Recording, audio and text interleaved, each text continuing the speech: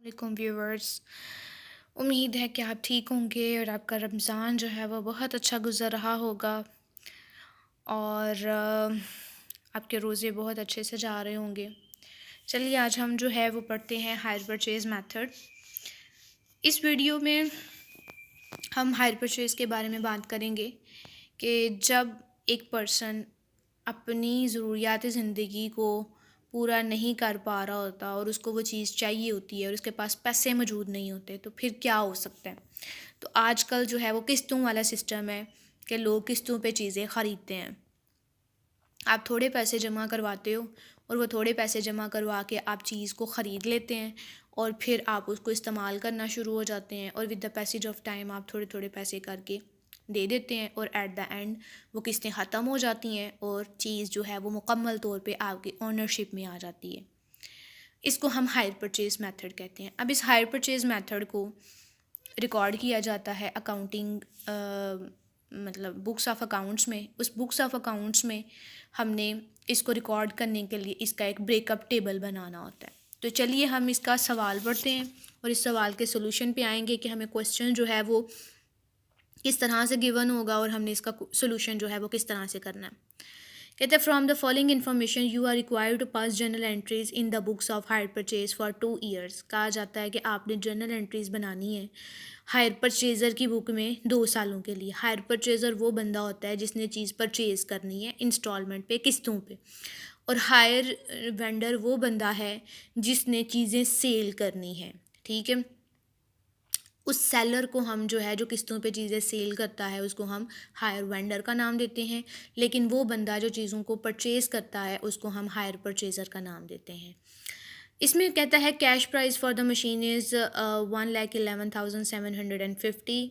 Cash down payment 30,000 है and balance to be paid in 3 instalment 30,000 each at the end of first second and third year. इसके बाद rate of interest charge by the seller is 5% on outstanding balance and rate of depreciation is 10% on diminishing balance method. इसमें यह है कि जी machine की जो cash price है, अगर आप उसको पूरी की पूरी कैश अदा कर देंगे और कैश अदा करने के बाद आपको ये मशीन मिल जाएगी 111,750 से। लेकिन आपके पास इतने पैसे नहीं हैं, आप क्या कहते हैं कि मैं कैश डाउन पेमेंट दूंगा, जिसको आप एडवांस का नाम देते हैं। डाउन पेमेंट 30,000 रुपये की दूंगा और जो बाकी मेरा बैलेंस है ना वो किस्तों में कर दो, और वो किस्त जो है वो फर्स्ट ईयर, सेकेंड ईयर और थर्ड ईयर में करेंगे। इसके बाद जी आपका जो मतलब बेसिकली आप चीज़ ख़रीद रहे हैं, ठीक है, उसका जो इंटरेस्ट है जो चार्ज किया जाएगा वो 5% है और वो कहा गया है कि वो आउटस्टैंडिंग बैलेंस पे है। डेप्रिसिएशन कहा है, डेप्रिसिएशन क्या होती है, gradually decrease in the value of assets through wear and tear is known as depreciation. यानी एक एसेट को इस्तेमाल करने के बाद जब उसकी वैल्यू में डिक्रीज़ आ जाता है तो उसको हम डेप्रिसिएशन का नाम देते हैं। और डेप्रिसिएशन को कैलकुलेट करने के हमारे पास 2 मेथड होते हैं। वैसे तो 4 मेथड हैं लेकिन मोस्ट कॉमनली 2 मेथड यूज़ किए जाते हैं। वो फर्स्ट है आपका स्ट्रेट लाइन मेथड और दूसरा है आपका डिमिनिशिंग बैलेंस मेथड। डिमिनिशिंग को हम रिड्यूसिंग बैलेंस मेथड भी कहते हैं, डिक्लाइनिंग बैलेंस मेथड भी कहते हैं। अब जो स्ट्रेट लाइन मेथड होता है उसमें हमेशा हम डेप्रिसिएशन जो है वो एसिड की कॉस्ट के ऊपर चार्ज करते हैं और हर साल डेप्रिसिएशन की अमाउंट फिक्स रहती है, स्ट्रेट रहती है। लेकिन जो डिमिनिशिंग बैलेंस मेथड होता है हर साल डेप्रिसिएशन कम होती है और हम इसमें बुक वैल्यू पर डेप्रिसिएशन को कैलकुलेट करते हैं। बुक वैल्यू हमारे पास कैसे आती है, कॉस्ट में से डेप्रिसिएशन माइनस कर दो तो बुक वैल्यू आ जाती है, फिर अगले साल की डेप्रिसिएशन माइनस कर दो तो फिर बुक वैल्यू आ जाती है। यानी एवरी टाइम हम डेप्रिसिएशन उसकी बुक वैल्यू पे चार्ज करेंगे। आपको पता है कि अगर आपने एक मोबाइल लेना है तो मोबाइल आपने लेना है तो आप हायर परचेज़र हुए। कहाँ से ले रहे हैं, नईम इलेक्ट्रॉनिक्स से, तो नईम इलेक्ट्रॉनिक्स हायर वेंडर हो गया।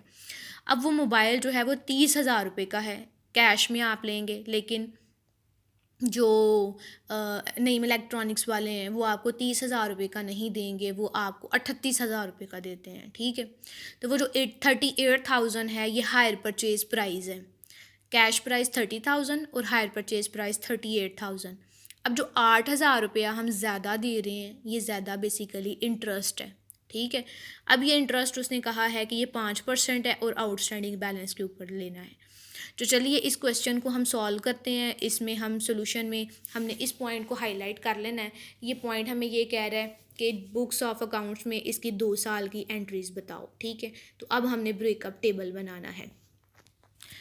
ब्रेकअप टेबल के लिए हमने सबसे पहले ये चीज़ें देखनी है कि हमारे पास गिवन कौन कौन सी चीज़ें हैं। गिवन है हमारे पास कैश प्राइस 111750, डाउन पेमेंट 30,000 की है, इंस्टॉलमेंट 30,000 का है और उसकी first second and third installment दी जाएगी और रेट ऑफ इंटरेस्ट जो है 5% है ऑन आउटस्टैंडिंग बैलेंस। ये चीज़ें हमने यहाँ पर लिख लेनी है।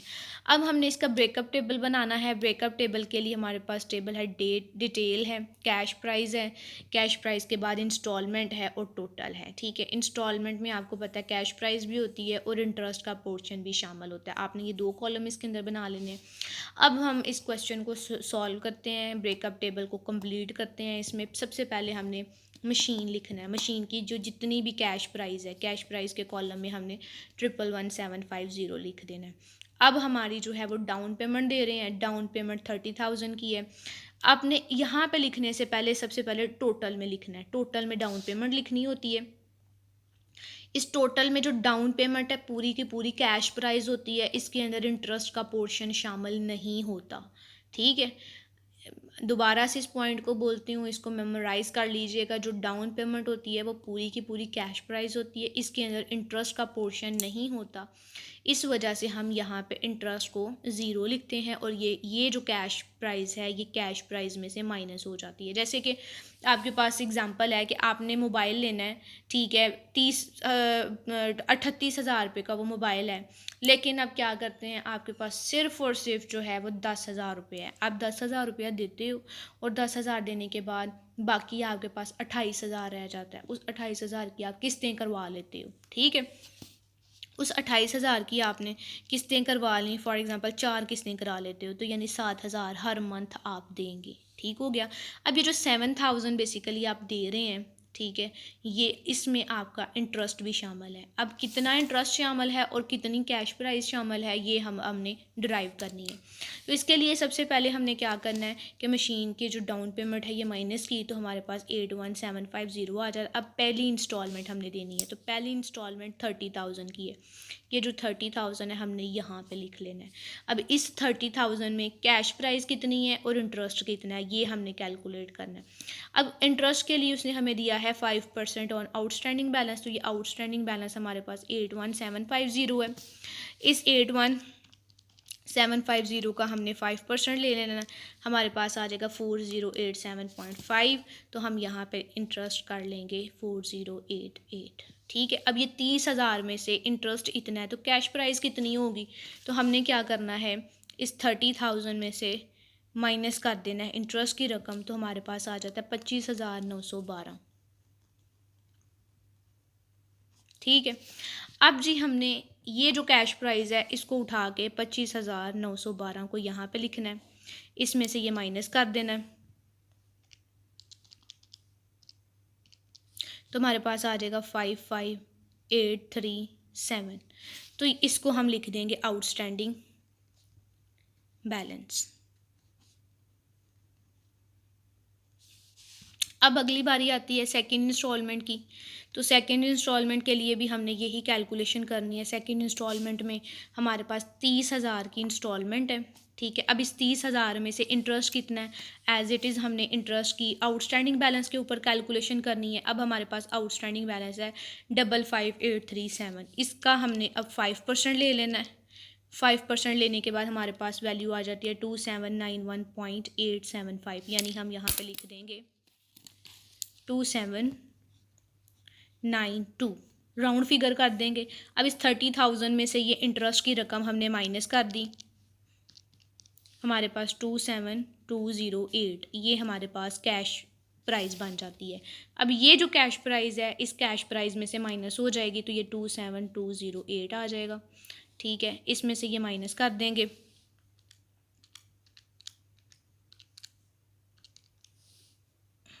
माइनस करने के बाद ये हमारे पास बैलेंस बच जाता है 28,628, ठीक है। तो ये हमारे पास आ जाएगा आउटस्टैंडिंग बैलेंस, ठीक है।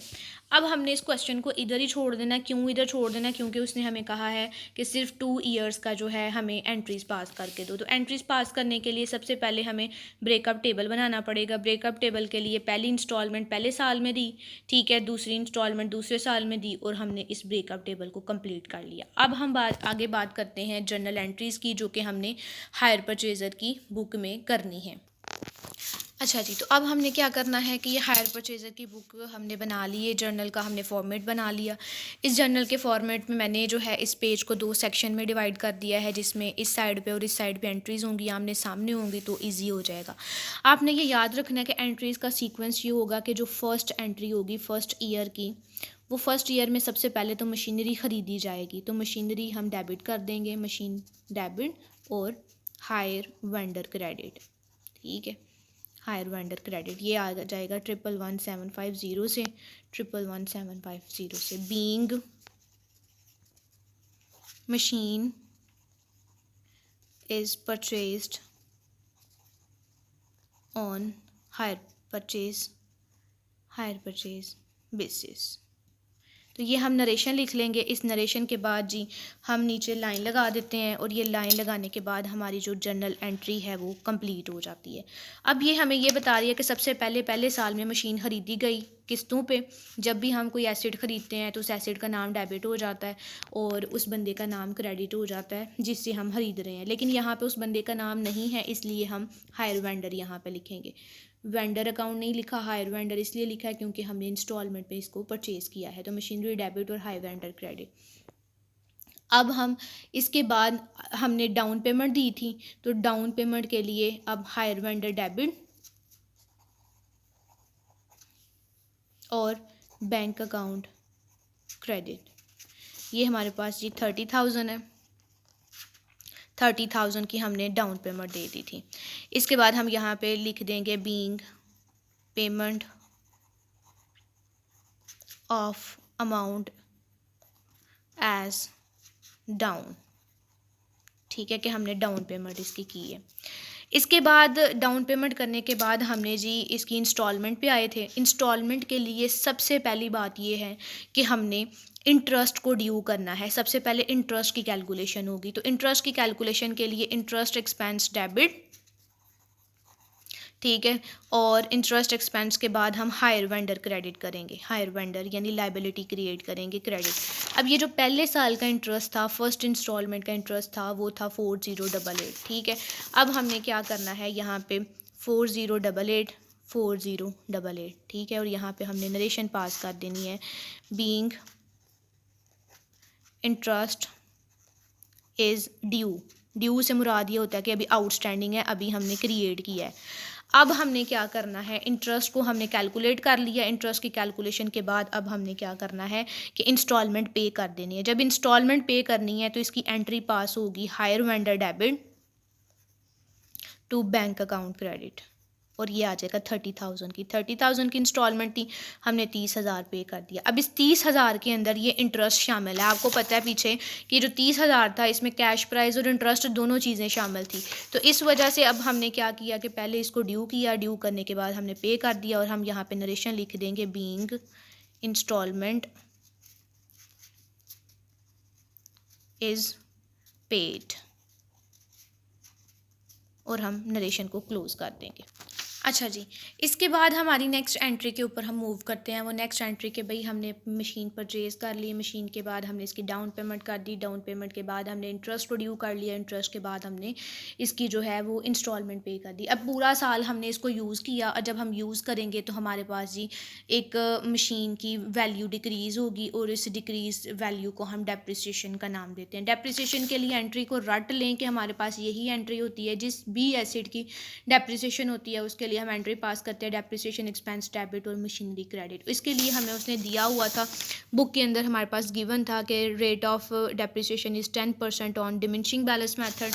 तो इसलिए अब हमने क्या किया कि इस कॉस्ट के ऊपर 111,750 के ऊपर 10% लिया, हमारे पास डेप्रिसिएशन की एंट्री आ गई। अब डेप्रिसिएशन की एंट्री के बाद जी हमारा ये जो डेप्रिसिएशन है और ये जो इंटरेस्ट है, ये दो ऐसे अकाउंट हैं जो कि हमारा एक्सपेंस है।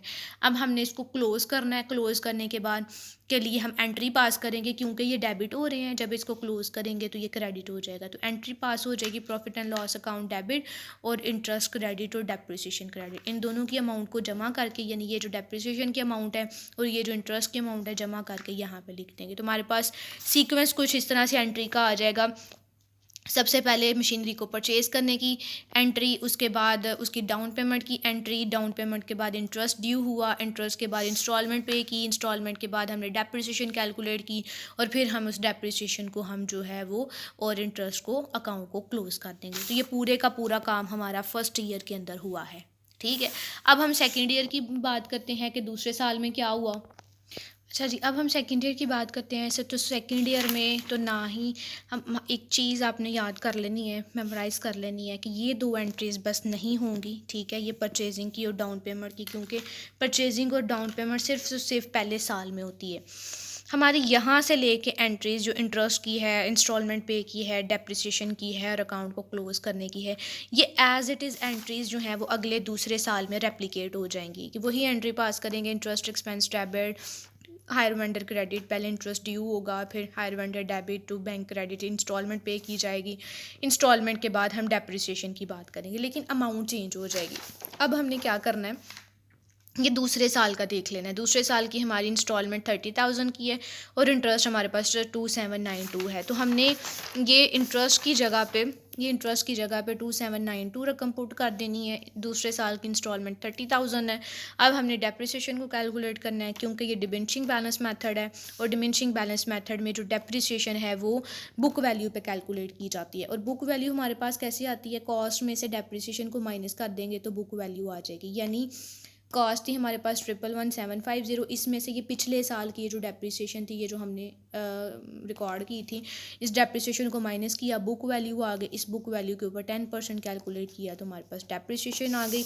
और एट द एंड क्या करना होता है, हमने ये जो डेप्रिसिएशन है और इंटरेस्ट है इसके अकाउंट को हमने क्लोज़ कर देना है। जब क्लोज़ करना है तो profit and loss account debit हो जाएगा और डेप्रिसिएशन क्रेडिट और इंटरेस्ट क्रेडिट हो जाएगी। यानी ये वही बात है कि आपने सबसे पहले इन एंट्रीज़ को मेमोराइज़ कर लेना है। इन एंट्रीज़ में हमेशा ये जो दो एंट्रीज़ हैं ये होंगी पहले साल में, और बाकी ये जो 4 एंट्रीज़ हैं वो हर साल में जब जब हमने इंस्टॉलमेंट पे करनी है हर साल यही रेप्लिकेट होंगी, लेकिन अमाउंट इनकी डिफरेंट आ जाएगी। ठीक है, तो this is the whole question of hire purchase, जिसमें हमने ये सीखा कि हमने ब्रेकअप टेबल कैसे बनाना है और हमने जो है वो हायर परचेज़र की बुक्स में जर्नल एंट्रीज़ जो है वो किस तरह से रिकॉर्ड करनी है। तो होप सो आपको ये समझ आ गई होगी। तो अगर आपको ये मेरी वीडियो अच्छी लगे तो काइंडली इसको लाइक करें, शेयर करें और सब्सक्राइब करें। इससे मेरी हौसला अफजाई होगी और फिर मुझे मोटिवेशन मिलेगी कि मैं मज़ीद जो है वो आपके नॉलेज में इजाफ़ा करती रहूँ। तो thank you so very much. अपना बहुत ज़्यादा ख्याल रखिएगा और रमज़ान के रोज़े रखें और दुआओं में याद रखिएगा। अल्लाह हाफ़िज़।